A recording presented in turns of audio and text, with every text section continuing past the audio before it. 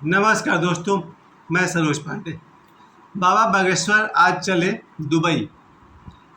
भारत में, इंग्लैंड में, अमेरिका में और बहुत सारे देशों में सनातन हिंदू धर्म का प्रचार करते हुए बाबा बागेश्वर आज दुबई की ओर प्रस्थान कर गए हैं। ये आज मंगलवार का दिन है, तो मैंने सोचा आज हनुमान जी के विषय में थोड़ी सी बात कर ली जाए। हम लोग के शरीर में और हमारे मन में कुछ शुद्धि की ज़रूरत है, और वो शुद्धि मिलती है हमें भक्ति से।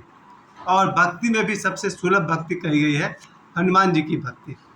लेकिन इसके अलावा आपका मन जिस किसी देवी देवता में लगता हो, चाहे माता काली हो या भगवान शिव हो या अन्य धर्म के लोग अपने अपने धर्मों में जो श्रद्धा और विश्वास करते हैं, उसके अनुसार हमारे मन पर प्रभाव पड़ता है। कुछ बहुत सारे गहरे रहस्य हैं जिसकी चर्चा आम नहीं की जा सकती है। अगर आपके शरीर का, आत्मा का और मन का कुछ रहस्य आपको बताया जाए तो हो सकता है उसका आपको लाभ कम हो और नुकसान ज़्यादा होगा। फिर भी आज मैं कोशिश करूंगा। जब भगवान श्री कृष्ण आज सुबह जब मैं उनकी गीता पढ़ रहा था, तो भगवान श्री कृष्ण कहते हैं अर्जुन से कि हे अर्जुन, ये मैंने योग का ज्ञान सूर्य को दिया था और सूर्य ने अपने पुत्र मनु को दिया था, परंतु ये गोपनीय ज्ञान है। इस बात पर मैं विशेष ध्यान देना चाहूँगा। भगवान कृष्ण कहते हैं कि जो योग का ज्ञान है वो गोपनीय है। और अभी भी मैं कहता हूँ, जितने भी ज्ञान आपके पास है उससे ज़्यादा रहस्यमय बना हुआ है। देवराहा बाबा हमेशा कहते थे ये गोपनीय विषय है, यानी योग की खुली चर्चा मंच पर से नहीं करनी चाहिए, क्योंकि ये एक गोपनीय विषय है। इसके लाभ कम और नुकसान ज़्यादा हो जाएंगे अगर कोई सद्गुरु आपके जीवन में नहीं हो तो। उसी तरह से मैं आप सभी से कहना चाहता हूँ, मेडिटेशन, ध्यान इतना ही गोपनीय विषय रहा है कि सिर्फ हिमालय के योगियों को ही पता था कि ध्यान क्या है और ध्यान कैसे किया जाता है। लेकिन ध्यान को कोई अगर मैदान में उतार कर लाए तो ओशो ने लाया।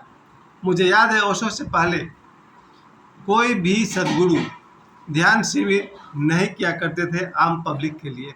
1960 के आसपास ओशो ने ध्यान शिविर लेना शुरू किया। उससे पहले ध्यान सिर्फ मठों में, मंदिरों में, लोगों के कमरों में, अपने अपने घर में हुआ करता था। ध्यान जैसे गोपनीय विषय को ओशो ने हम सभी के सामने ला कर रखा, वो भी चर्चगेट के मैदान में, और न जाने कहाँ कहाँ उनके शिविर हुआ करते थे। ये ओशो की करुणा है और कृपा है।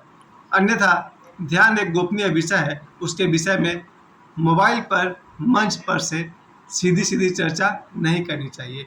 लेकिन एक बात ज़रूर कहूँगा, मनुष्य अपने बारे में 2%, 5%, 8% ही जान पाता है। अगर वो बिना ध्यान के जीता है तो केवल ध्यान करने वाले ही जान पाते हैं कि मैं कौन हूँ। उसी तरह से भक्ति एक ऐसा विषय है जो बहुत ही गोपनीय है। उसके बावजूद भी भक्ति की चर्चा आमतौर पर की जा सकती है, क्योंकि भक्ति प्रेम है मनुष्य का अस्तित्व के साथ। केवल मनुष्य ही एक ऐसा जीव है जो भक्ति करने में समर्थ है। बाकी सभी जीव जंतु, उनका रूटीन फिक्स होता है। कोई भी गाय, कोई भी कुत्ता, कोई भी हाथी या सिंह स्वभाववश ध्यान नहीं करते हैं, भक्ति नहीं करते हैं। भक्ति केवल मनुष्य करता है, और मनुष्य की देखा देखी अब तो कुत्ते, बंदर, हाथी भी फूल चढ़ाते हैं मूर्तियों के ऊपर में। भक्ति भी एक गोपनीय विषय है, और बाबा बागेश्वर ने जिस तरह से हनुमान जी के रहस्य को हम सबके सामने रखा है और रखते रहे हैं पिछले 2 सालों में, पिछले साल और इस साल 2 सालों से मैं बाबा बागेश्वर के संपर्क में रहा और आगे भी जीवन में बना रहूँगा, क्योंकि बाबा बागेश्वर ने कुछ रहस्य को और खोला। हालांकि लगभग सभी रहस्यों का उद्घाटन ओशो मेरे लिए कर चुके हैं। उसके बाद भी बाबा बागेश्वर ने कुछ रहस्य को खोला, और वो रहस्य है श्रद्धा के जगत। अगर कोई व्यक्ति अपने शरीर से शुद्ध है तो ही वो भक्ति में गति कर सकता है। मैं फिर से कहना चाहूँगा, अगर कोई व्यक्ति शरीर से शुद्ध है तो ही वो भक्ति में गति कर सकता है। अगर मैं विशेषकर हनुमान जी की बात करूँ, हनुमान जी की साधना में आपके शरीर की शुद्धि बहुत ही ज़रूरी है। जबकि माता काली के साधक, उसके जो पंडित होते हैं, वो तो मंदिरों में बलि चढ़ाते हैं, और जो भी बकरे का जो बलि चढ़ता है उसको वो लोग प्रसाद के रूप में खाते हैं। उनका भक्ति का मार्ग अलग रहा होगा। लेकिन हनुमान जी की भक्ति का जो मार्ग है उसमें मांसाहार, मांस, मछली, अंडा का तो कोई सवाल ही पैदा नहीं होता। मैं आपको अपने निजी तौर पर बताना चाहता हूँ कि मेरे परदादा स्वर्गीय श्री फलाहारी बाबा, जो छपरा में एक सिद्ध के तौर पर जाने जाते थे और आज भी उनके समाधि पर पूजा होती है। जब मेरे परदादा की शादी हुई थी तो उनके विवाह के पश्चात कई वर्षों तक उनको कोई संतान नहीं हुआ। तब वहाँ पर कोई एक साधु आए, जो साधु सिद्ध थे। उन्होंने मेरे बाबा के सामने शर्त रखी थी कि यदि तुम पुत्र के जन्म के बाद संन्यास ग्रहण करने को तैयार हो तो तुम्हारे यहाँ पुत्र होगा। मेरे बाबा जो थे इस बात के लिए तैयार हो गए कि जो भी हो, इतना बड़ा जमीन जायदाद, कुल, वंश सब कुछ है, तो वही समाप्त हो जाएगा अगर वंश नहीं हुआ तो फलाहारी बाबा ने वंश परंपरा को बढ़ाने के लिए, या उनके पास बहुत जमीन जायदाद हुआ करता था, उन सब के लिए एक वारिस होना चाहिए, उत्तराधिकारी होना चाहिए।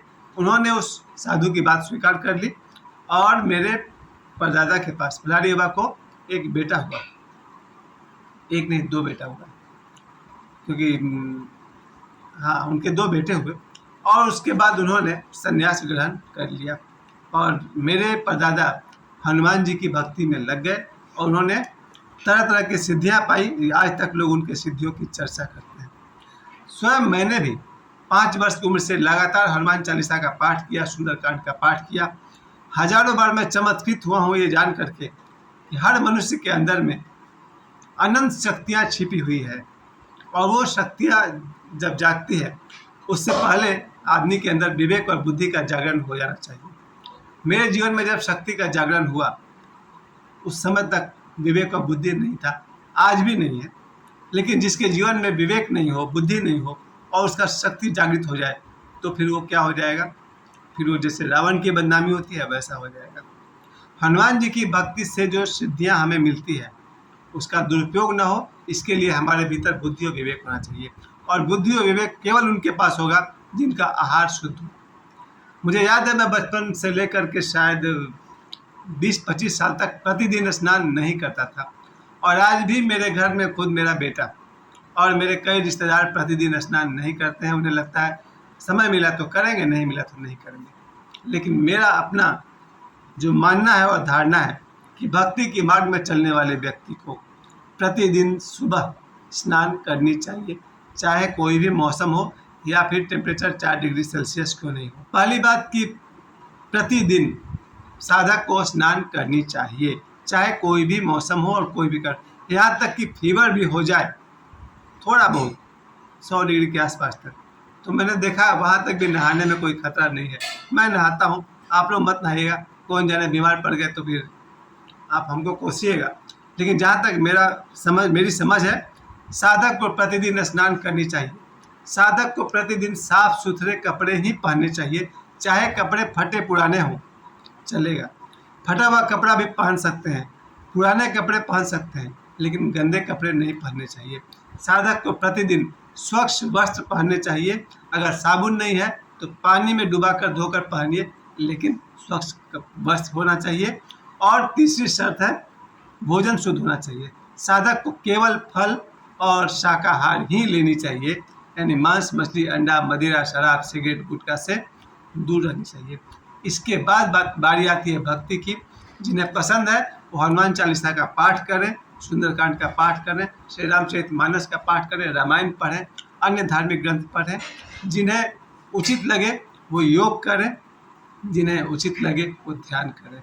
तो बाबा बागेश्वर आज चले दुबई की तरफ हनुमान जी की कथा कहने के लिए।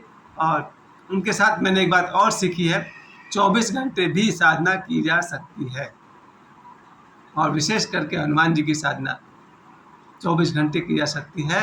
हर समय जब भी मौका मिला 2 सेकंड के लिए अपने भीतर डुबकी लगा ली और बोल दिया ओम बागेश्वराय नमः, ओम सन्यासी देवाय नमः।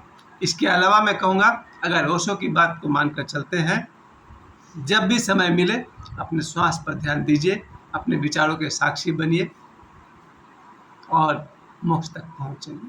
मुझे समय देने के लिए आप सभी को बहुत बहुत धन्यवाद।